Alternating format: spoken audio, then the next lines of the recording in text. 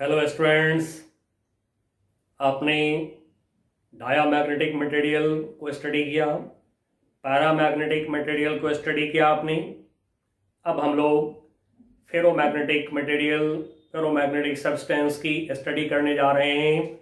आइए देखते हैं क्या है फेरोमैग्नेटिज्म। तो हमारा जो टॉपिक है ये है फेरोमैग्नेटिज्म। फेरोमैग्नेटिज्म। अब इस फेरोमैग्नेटिज्म में हम लोग सबसे पहले फेरोमैग्नेटिक मटेरियल, फेरोमैग्नेटिक सब्सटेंस को डिफाइन करेंगे। आइए डिफाइन करते हैं। Ferromagnetic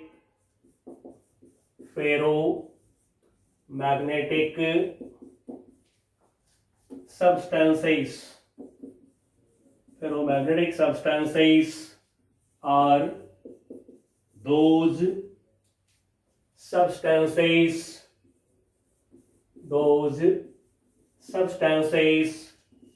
which are, when placed in an external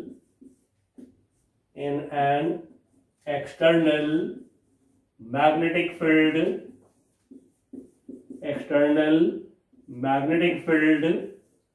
of sufficient strength,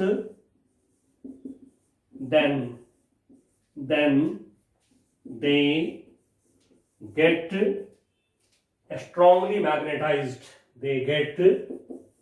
strongly magnetized. मतलब कि strongly magnetized means इसके पास में लार्ज मैग्नेटिक डाइपोल मोमेंट आ जाएंगे, लार्ज मैग्नेटाइजेशन आ जाएंगे, तो कहते हैं स्ट्रांगली मैग्नेटाइज्ड। ये है ferromagnetic materials, ferromagnetic substances. For example, जैसा कि आप जानते हैं, आयरन, निकल, cobalt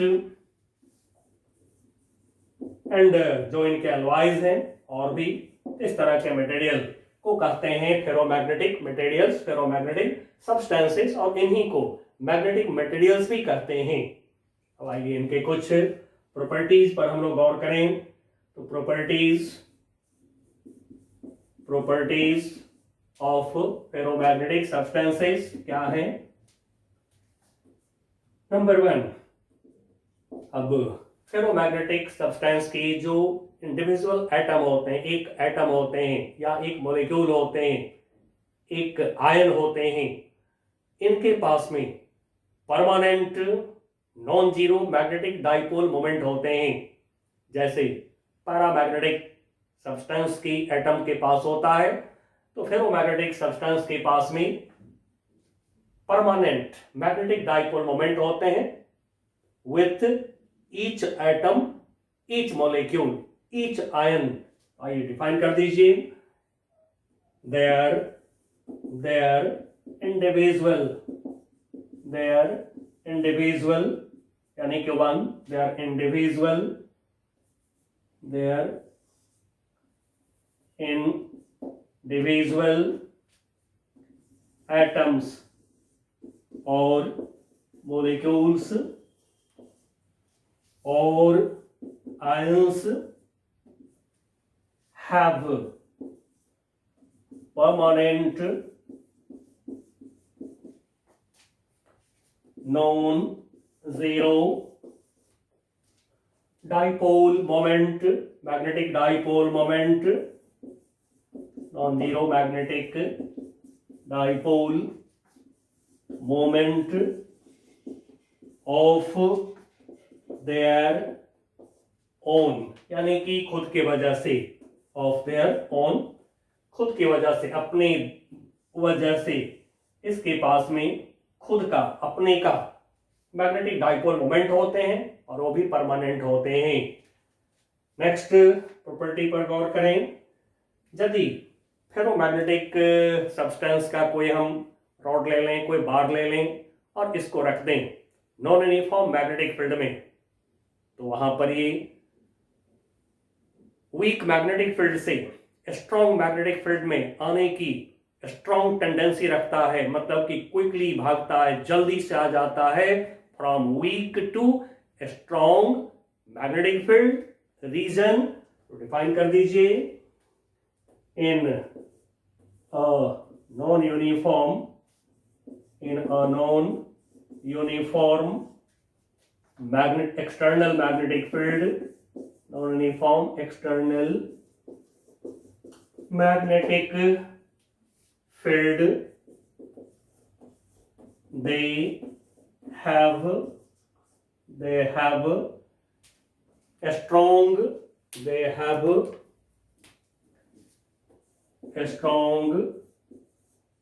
tendency to move, from weaker to a stronger part of the magnetic field, जिधर मैग्नेटिक फील्ड स्ट्रॉन्ग होते हैं उधर की तरफ ये आ जाते हैं, तो weaker to stronger magnetic field ये डिफ्लेक्ट होते हैं।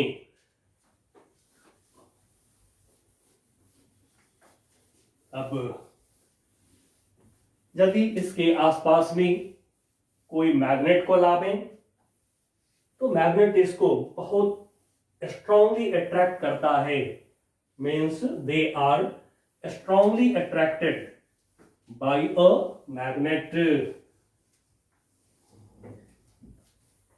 ठीक है, यानी कि मैग्नेट से ये स्ट्रांगली अट्रैक्ट होता है। जैसे आयरन निकल कोबाल्ट के नजदीक मैग्नेट ले जाइए, कभी आपने ले भी गया होगा, आयरन के पीस या नेल जो होते हैं उसके नजदीक मैग्नेट ले जा करके आपने देखा ही होगा, जरूर देखा होगा कभी न कभी। तो बहुत तेजी से स्ट्रांगली मैग्नेट से ये अट्रैक्ट होते हैं। मेंशन करिए नंबर 4, दे आर, यानी ferromagnetic substances are, ferromagnetic materials are strongly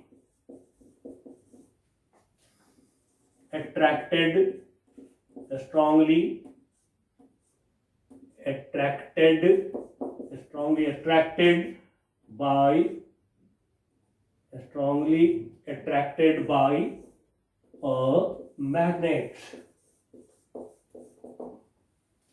अब इसकी परमेबिलिटी बहुत हाई होता है। यदि एक्सटर्नल मैग्नेटिक फील्ड में इसको डाल दीजिए तो मैग्नेटिक फील्ड लाइंस बहुत ज्यादा इसके अंदर कॉन्सेंट्रेट होते हैं, बहुत ज्यादा इसके अंदर सिमटते हैं मैग्नेटिक फील्ड लाइंस। तो मेंशन कर लीजिए, देयर परमेबिलिटी, यानी मैग्नेटिक परमेबिलिटी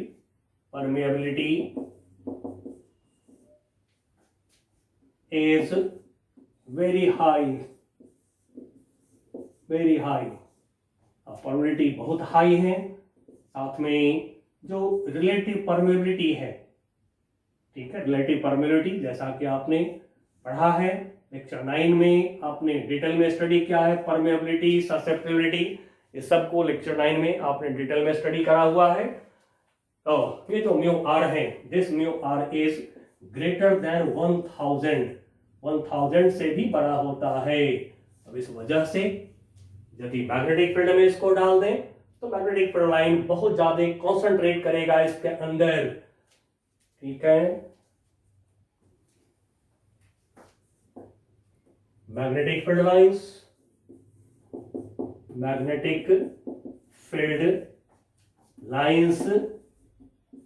are concentrated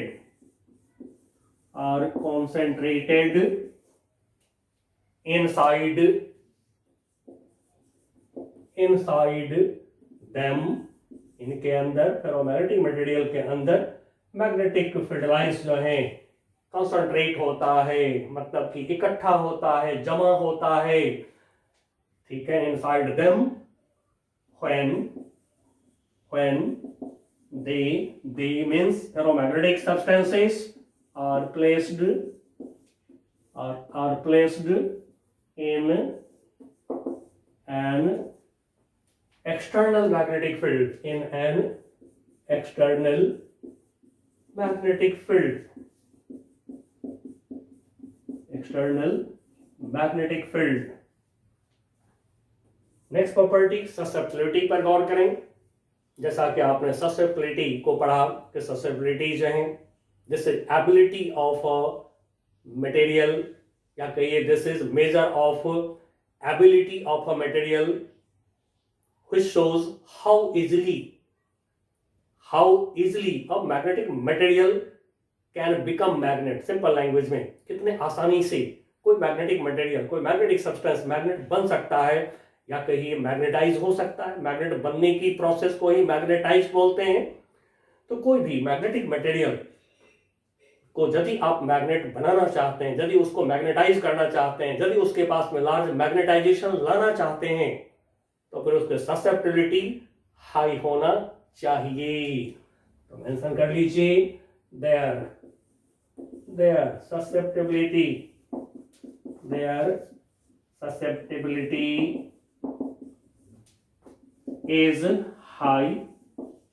अब ससेप्टिबिलिटी को हम लोग डिनोट किए थे काई से। काई जैसा कि लिखना हम लोग सीखे हैं, ये जो काई है उल्टी इंटीग्रेशन लिखकर ऐसे इसको कट कर दीजिए तो ये काई हो जाता है।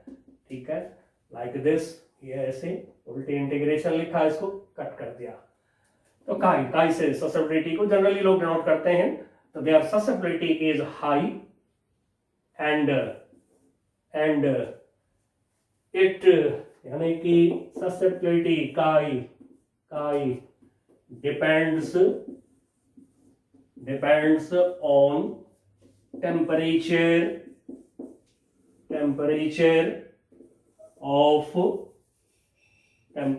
of the substance, यानी कि फेरोमैग्नेटिक मटेरियल फेरोमैग्नेटिक सब्सटेंस की टेम्परेचर पर ये डिपेंड करते हैं। कैसे? चलिए, काई यानी susceptibility decreases when temperature of ferromagnetic material, temperature T से नोट कर दें, of ferromagnetic material या सब्सटेंस बोलिए, material increases and at a certain high temperature, large temperature, high temperature, at a certain high temperature, इसको मैं T subscript C लिख रहा हूं, इसका नाम आगे बताऊंगा। At certain high temperature, ferromagnetism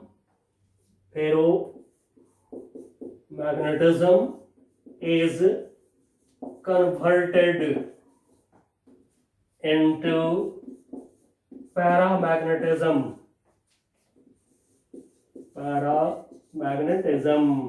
या कहिए ferromagnetic material is converted into paramagnetic material, ऐसे भी बोल सकते हैं।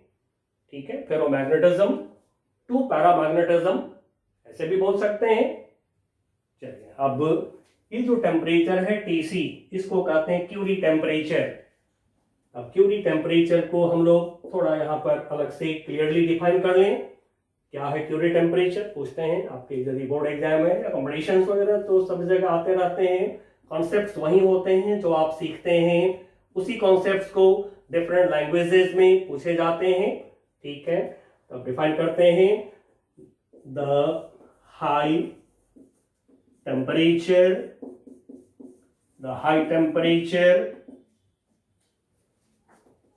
at which ferromagnetic material या कहिए substance is converted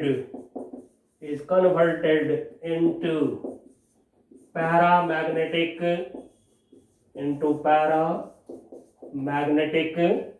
material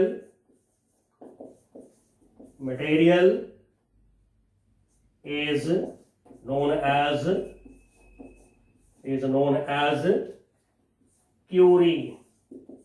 Curie temperature या Curie point भी बोलते हैं। Curie टेम्परेचर या टेम्परेचर के बदले में पॉइंट भी बोला जाता है। Curie पॉइंट, Curie टेम्परेचर, जैसे मेल्टिंग पॉइंट, बॉइलिंग पॉइंट बोलते हैं, ठीक उसी तरह से इस टेम्परेचर को Curie पॉइंट बोलते हैं और इसी को हमने TC से डिनोट करा है। अब यदि Curie टेम्परेचर से और ज्यादा टेम्परेचर बढ़ाएंगे आप, तब क्या होगा? तो यहाँ पर एक लॉ दिया गया है हमें, यदि Curie टेम्परेचर से और ज्यादा टेम्परेचर कोई बढ़ाते हैं तो एक लॉ यहाँ पे हमें दिए गए हैं। अब ये कौन से लॉ है, इस पर गौर करते हैं। ये लॉ जो दिया गया है अबव Curie टेम्परेचर, ठीक है, यदि हम लोग Curie टेम्परेचर से और बड़े टेम्परेचर पर यदि गर्म करते हैं, देन उसका जो इफेक्ट होता है, ये इफेक्ट इस तरह का है। अबव Curie पॉइंट या Curie टेम्परेचर TC, इससे ऊपर यानी इससे बड़े टेम्परेचर के लिए काई यानी susceptibility is equal to C Curie constant, जो आपने पढ़ा Curie law of paramagnetic material में। तो Curie लॉ में जो C देखे Curie कांस्टेंट, तो C Curie constant upon T temperature greater than TC, Curie point, Curie temperature से बड़ा टेम्परेचर T कर दिया हमने, देन जो ससेप्टेबिलिटी होते हैं मटेरियल की, तो this susceptibility is minus TC, where T greater than TC, T TC से बड़ा है, और T क्या है? Temperature of material, temperature of body, this is temperature of material above Curie point. लेकिन ठीक है, तो जब फेरोमैग्नेटिक मटेरियल को आप हीट करेंगे, गर्म करेंगे, टेम्परेचर बढ़ाएंगे, at a certain high temperature वो बन जाता है पैरामैग्नेटिक मटेरियल, यानी ferromagnetism is converted into paramagnetism. This transition temperature is known as Curie point, Curie temperature. आइए बच्चों, अब हम फेरोमैग्नेटिक मटेरियल की बहुत ही पेकुलियर प्रॉपर्टी जो है उसके बारे में जानकारी लेंगे, जो क्वांटम मैकेनिक्स से आया है, और ये है डोमेन थ्योरी। जैसे मैग्नेटिज्म के लिए इलेक्ट्रॉन थ्योरी, फिर इलेक्ट्रॉन के सर्कुलेशन से मैग्नेटिक मोमेंट की थ्योरी आए, वेबर साइंटिस्ट ने मॉलिक्यूलर थ्योरी दिया, बट सबसे रिसेंट एंड एक्चुअल थ्योरी जो है फेरोमैग्नेटिक मटेरियल के लिए ये है डोमेन थ्योरी। अब क्या है डोमेन थ्योरी, इस पर गौर करेंगे हम लोग। ये है फेरोमैग्नेटिक मटेरियल में ओनली डोमेन बनता है, ठीक है। आइए डिफाइन करते हैं और डोमेन को सीखते हैं। क्या है डोमेन?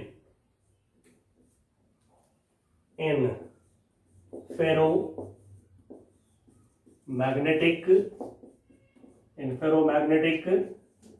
मटेरियल या सब्सटेंस there are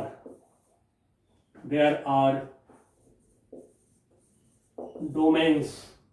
अब ये डोमेन्स होते हैं रैंडमली ओरिएंटेड, इधर उधर तितर बितर होते हैं। डोमेन्स रैंडमली ओरिएंटेड तितर बितर इधर उधर ओरिएंटेड होते हैं। अब ये डोमेन है क्या, आइए डिफाइन कर दें। Domain, a domain is a small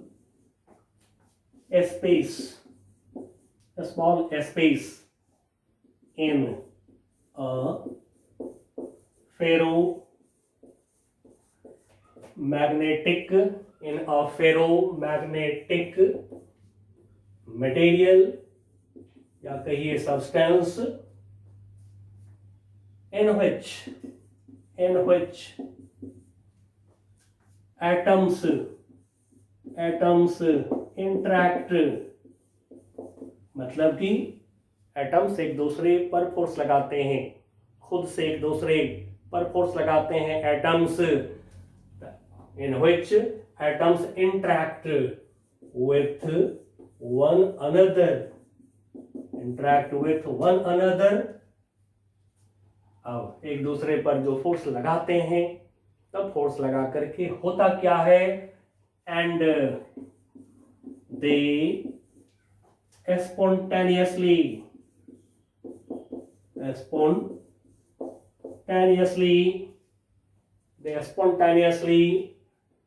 align, सज जाते हैं, अचानक से वो सज जाते हैं, align themselves,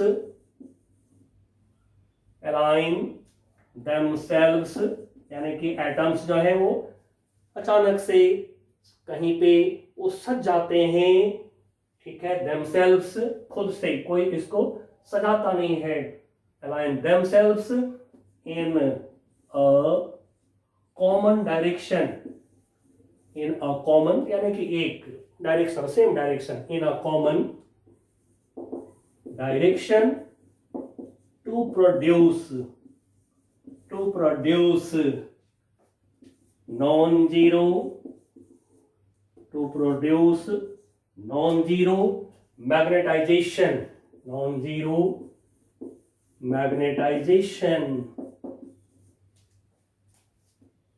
अब बच्चों जो डोमेन फॉर्म होते हैं, ये डोमेन जो है इनिशियली ये रैंडम होते हैं, तितर बितर होते हैं। इसको एक फिगर से मैं दिखा देता हूं, चलिए तो मेंशन कर दें। As shown in following figure, एक फिगर से इसको दिखा दीजिए। As shown in following figure,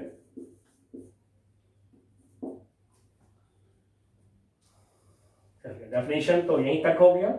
इसके बाद हम लोग फिगर में इसको दिखा रहे हैं।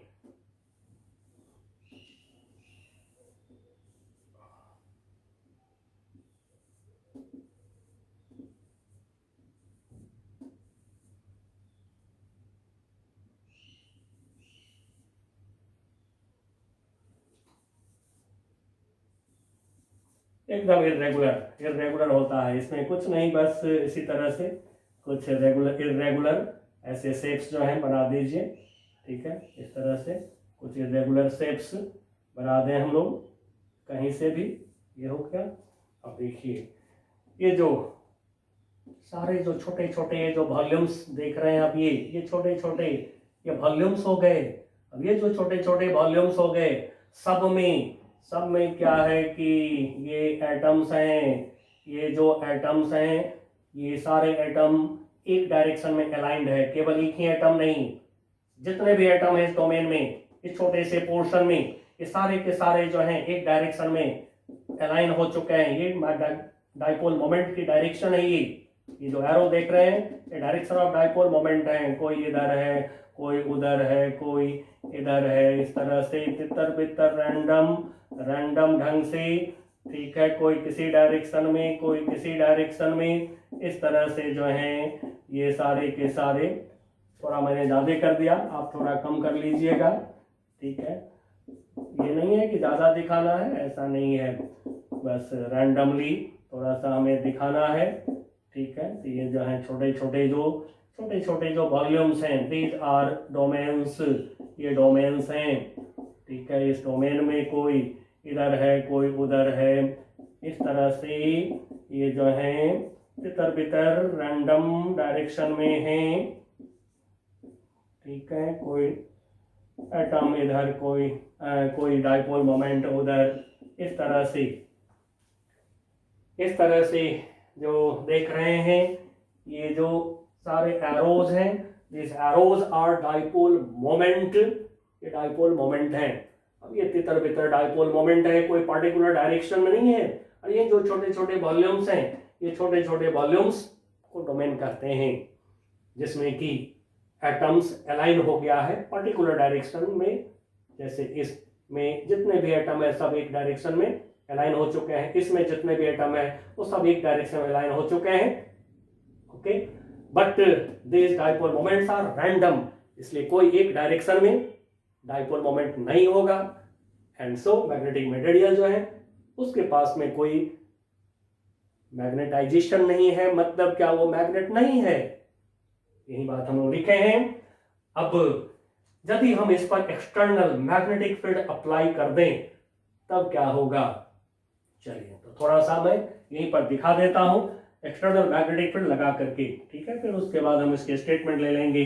यदि एक्सटर्नल मैग्नेटिक फील्ड आपने लगा दिया, एक्सटर्नल मैग्नेटिक फील्ड जैसे हमने B0 अप्लाई कर दिया इस डायरेक्शन में, तो अप्लाई करने पर एक्सटर्नल मैग्नेटिक फील्ड यदि हमने अप्लाई कर दिया किसी डायरेक्शन में, तो ये जो मैग्नेटिक मोमेंट्स हैं, ये जो डोमेन्स हैं, ये डोमेन्स फील्ड के डायरेक्शन में अपने को अरेंज करने की कोशिश करता है और करता है, फील्ड के डायरेक्शन में बिल्कुल आने की कोशिश करता है ये, ठीक है। इस तरह से ये जो डोमेन्स हैं, ये डोमेन्स, ये सारे के सारे जो डोमेन्स हैं, ये सारे के सारे डोमेन्स वन डायरेक्शन में, सारे जो मैग्नेटिक डाइपोल मोमेंट है वो वन डायरेक्शन में, कौन सी डायरेक्शन में, एक्सटर्नल मैग्नेटिक फील्ड के डायरेक्शन में। इस तरह से ये अलाइन होते हैं, इस तरह से ये अलाइन होते हैं, ठीक है, आते हैं। चलिए इसमें ज़्यादा नहीं मैं लूँगा, ओके। आप लोग भी जो है थोड़ा सा अपना कम ही लीजिएगा। क्या, चलिए एक लाइन और मैं ले लेता हूँ कहीं पे,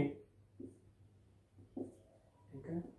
इस तरह से ये जो है मोलेक्युल्स कोई ऐसे फिर थोड़ा थोड़ा, लेकिन परफेक्टली ऐसे अलाइन नहीं हो पाते हैं, थोड़ा थोड़ा इसमें जो है थोड़ी सी बिल्कुल ये डायरेक्शन से थोड़ा सा हटा होता है, ज़्यादा नहीं, बट अप्रॉक्सीमेटली इसके डायरेक्शन में सज गए हैं डोमेन्स। मैग्नेटिक मोमेंट जो है अप्रॉक्सीमेटली इसके डायरेक्शन में सब अलाइन हो गया है इस तरह से, ठीक है। आप देखेंगे थोड़ा सा अपनी एनसीईआरटी से फिगर देख लेंगे, तो ये जो इसमें खाली जगह भी अच्छा नहीं लग रहा है, तो इसको भी थोड़ा सा मैं भर दूं, ये भर देता हूँ इसको। ये है अलाइंड डोमेन इन पार्टिकुलर डायरेक्शन, इसमें कोई मैकेनिज्म नहीं है, बस इसी तरह से थोड़ा कोई इधर टिल्ट, कोई इधर टिल्ट, कोई इधर टिल्ट, कोई इधर टिल्ट, ठीक है, इस तरह से। लेकिन सबकी टेंडेंसी एक तरफ B0 के तरफ होना चाहिए, इस तरह से। ये जो डोमेन्स हैं, ये सारे के सारे डोमेन्स अब एक हो गया है, ये भी पहचानिए जरा इसको। ये सारे जो बाउंड्रीज हैं, ये सारे बाउंड्रीज में मोशन होते हैं, ये जो बाउंड्री सब है, बाउंड्री लाइन जो है, इसमें मोशन होता है, साथ में क्या है कि रोटेशन होते हैं, इसमें जो भी डोमेन है उसमें रोटेशन होता है, और बाउंड्री की मोशन, डोमेन की रोटेशन हो करके ये सारे के सारे एक बड़ा डोमेन बना देता है, यानी कि लार्ज साइज का डोमेन बना देता है।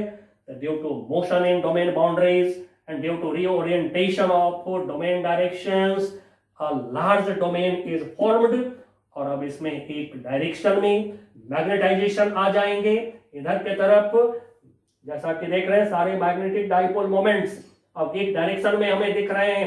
एक डायरेक्शन का मतलब एज अ वेक्टर, एक स्ट्रेट लाइन नहीं, बल्कि राइट वर्ड सब के सब दिख रहे हैं।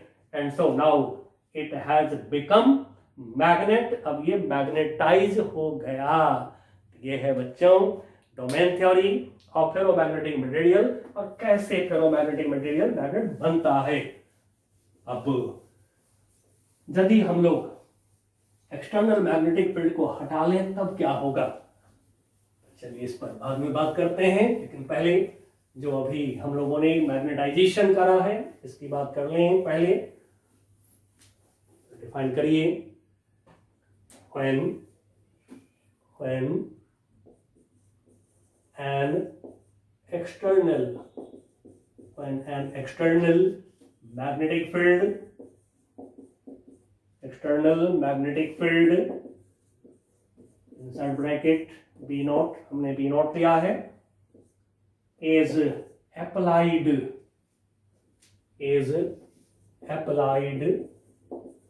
on a ferromagnetic material,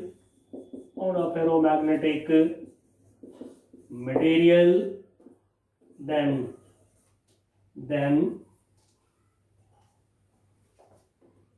a domain of large size,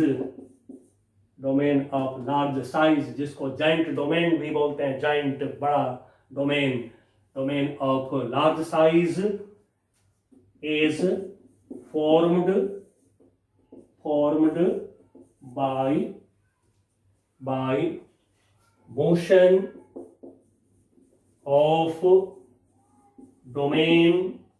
motion of domain boundaries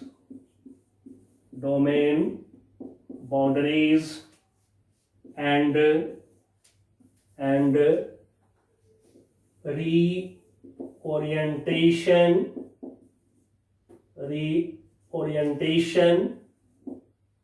of domain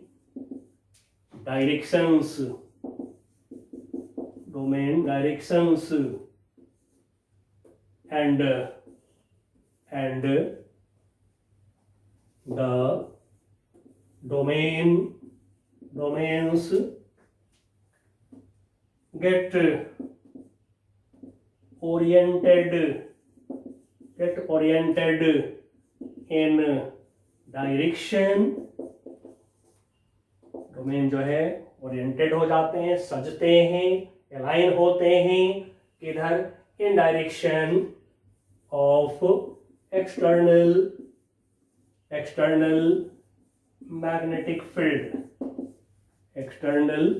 magnetic field to produce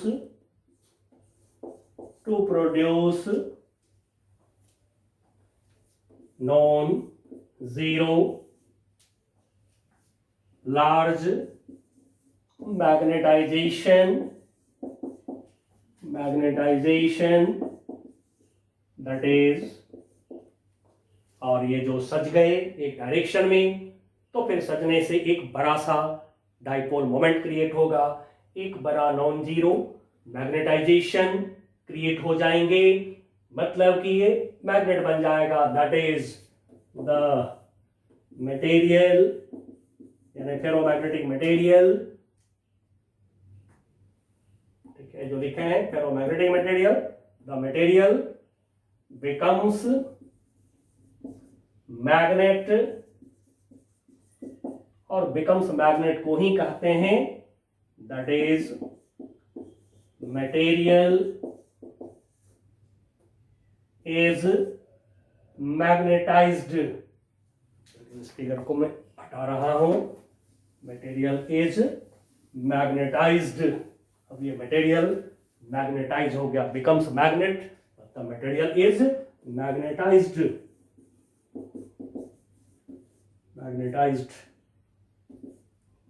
अब एक बहुत इंपॉर्टेंट बात बताता हूं, डोमेन की प्रॉपर्टी।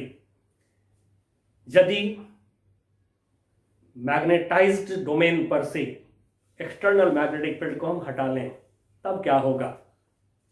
ठीक है, तो जान लीजिए, motion of domain boundaries and reorientations of domain direction is not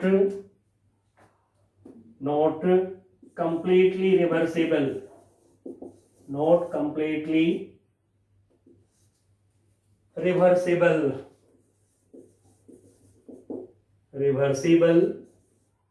if external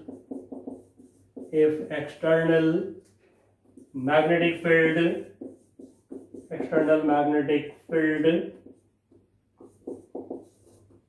is removed from the ferromagnetic material,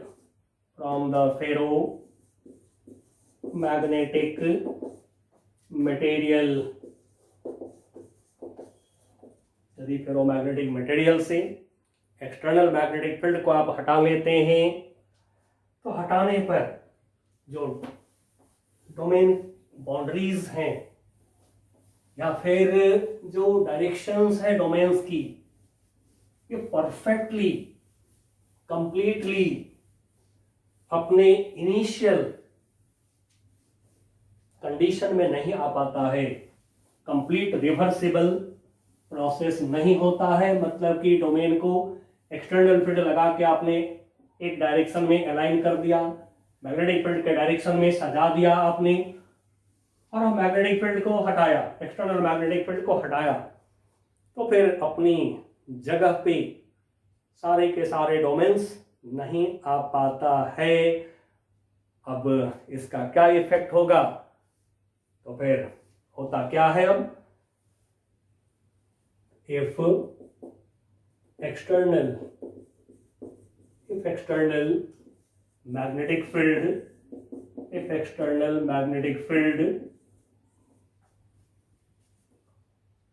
on the ferromagnetic material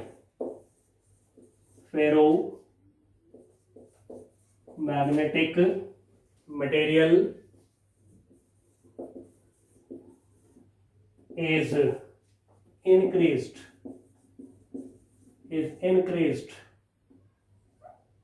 and again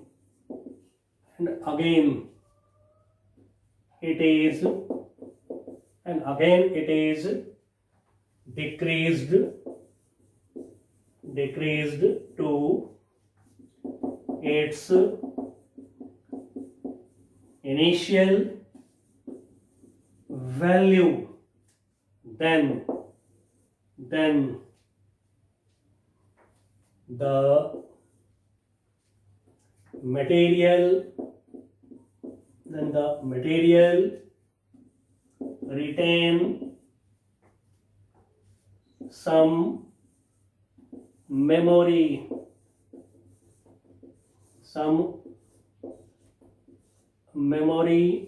कुछ यादगारी को रख लेता है अपने पास, रिटेन सम मेमोरी। अब कौन सी मेमोरी को रिटेन कर लेता है, रख लेता है अपने पास में, ऑफ द कंडीशन, उस कंडीशन की मेमोरी को रिटेन कर लेता है, रख लेता है अपने पास में। कौन सी condition, when initially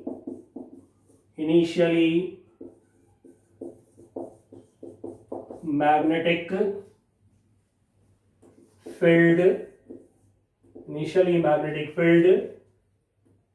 was applied, जो इनिशियल मैग्नेटिक फील्ड अप्लाई किया गया था, इनिशियली एक्सटर्नल मैग्नेटिक फील्ड को जो अप्लाई किया गया था, तो उसको, उस मेमोरी को, मटेरियल जो है उस यादगारी को अपने पास में रख लेता है।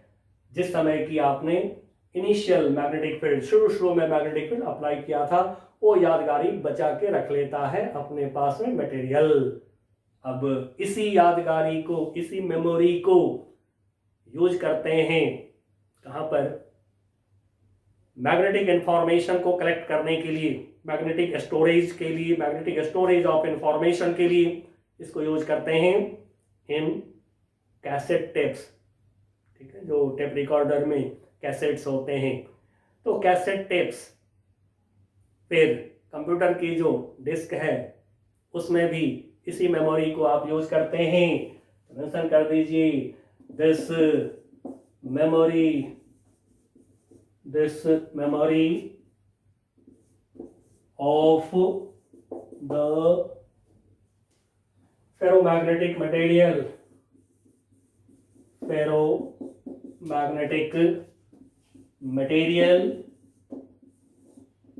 is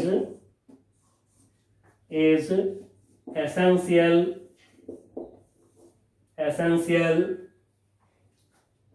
for मैग्नेटिक स्टोरेज, यानी कि मैग्नेटिकली जमा करने के लिए, मैग्नेट की मदद से स्टोर करने के लिए, मैग्नेटिक स्टोरेज ऑफ इंफॉर्मेशन